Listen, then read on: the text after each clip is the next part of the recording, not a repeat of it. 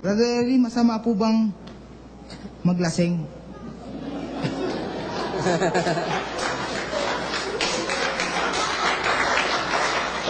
Maglasing ng ano?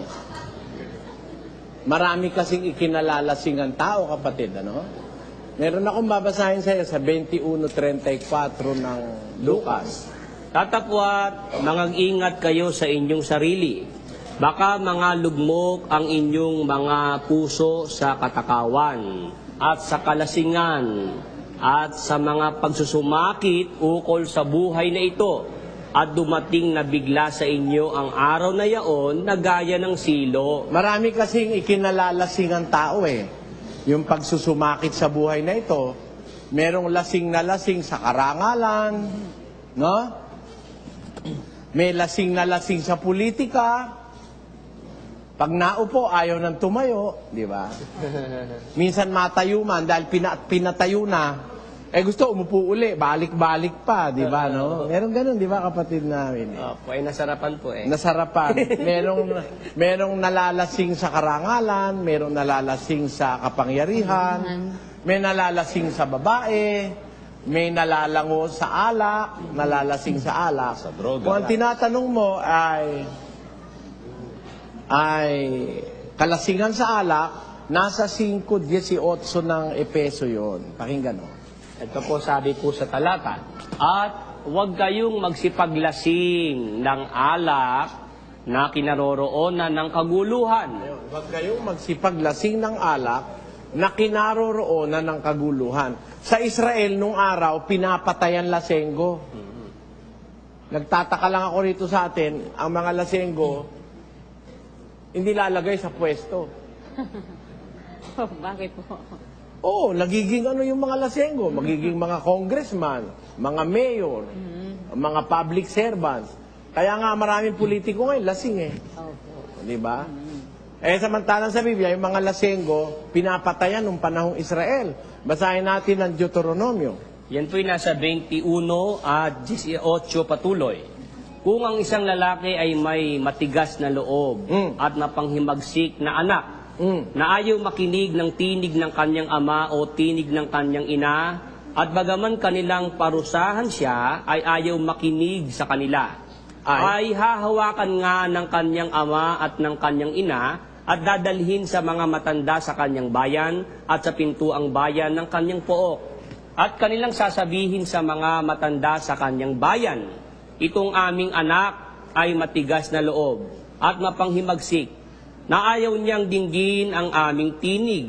Siya ay may masamang pamumuhay at manglalasing. Anong gagawin? At babatuhin siya ng mga bato ng lahat ng mga lalaki sa kanyang bayan upang siya'y mamatay. Gayon mo aalisin ang kasamaan sa gitna mo. Nung araw sa Israel, pagkalasenggo, pinapapatay, pinapabato. Brother Joseph. Dito sa ating bansa, legal ang lasing eh. Opo, brother eh. Yun. Kaya ngayon, mayroong mga aksidente sa daan dahil lasing. Hindi lang lasing sa alak, ha? Lasing sa marijuana. Droga. Lasing sa droga, sa rugby. Kaya maraming panglalasing ngayon ang ginagawa ang tao. Kaya meron ngayon, pati anak niya hinahalay, anak niya, asawa niya pinapatay dahil nga sa kalasingan sa droga. Yan, ang napakasama ngayon sa lipunan ito. At ang nakakatakot ngayon, dito sa ating mismong bansa, may mga manufacturing ng shabu. Opo, factory. May mga factory, may mga laboratory na ng shabu. Dati, transit point lang ang Pilipinas, yung galing sa Colombia, galing sa Hong Kong, dinadala rito, tapos dinidistribute sa iba-ibang lugar. Ngayon, dito na mismo ginagawa. Kaya lang po, brother El, hindi po nahuhuli may-ari eh. Paano mahuhuli? Bago i-raid, sasabihin muna nung kasabwat, o re-raid din namin kayo, umalis na kayo dyan. Malaki lagay nila eh. Malaki lagay. Ilan na yung nakitang pabrika ng shabu? Wala yung may-ari. Paano naman hindi mawawala eh? Parang yung kaibigan ko dito sa palit nung araw. Kasi kaibigan niya ako eh.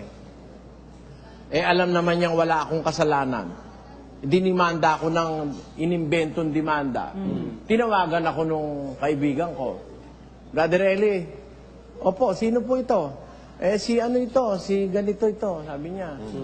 O bakit po? Pupunta kami dyan sa bahay mo, huhulihin ka namin. Bakit niyo kuhulihin? Meron dito nagdemanda. Alam ko naman gawa-gawa lang ito sabi niya. Kaya bahala ka na, huhulihin ka namin. Sige po, magtatago na ako, sabi niya.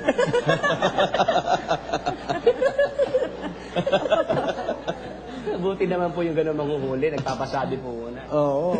Ganun nga yung nangyayari nung kaya nga hindi mahuli yung may-ari ng factory ng Shabu Ganun. Tatawag doon sa may-ari ng laboratorio. Oh, boss, parating na kami. Re-ready namin kayo. Boss pala niya yun. Dahil yung nagpe-payroll. Kaya may payroll sila May payroll. Hindi naman maitatanggi na yan. Katotohanan na rito sa ating bansa yan. Hindi makakapasok ang malalaking shipment ng kemikal na galing sa ibang bansa na hindi madadaan sa custom, hindi dadaan sa pier, sa airport. Ba't nakakalusot?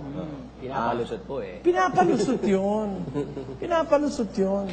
Hindi na tayo dapat maglukuhan doon. Wala nang dapat magbangong puri dyan. Nakakalusot yan dahil may nakakaalam diyang mga matataas na opisyal ng gobyerno. Diba?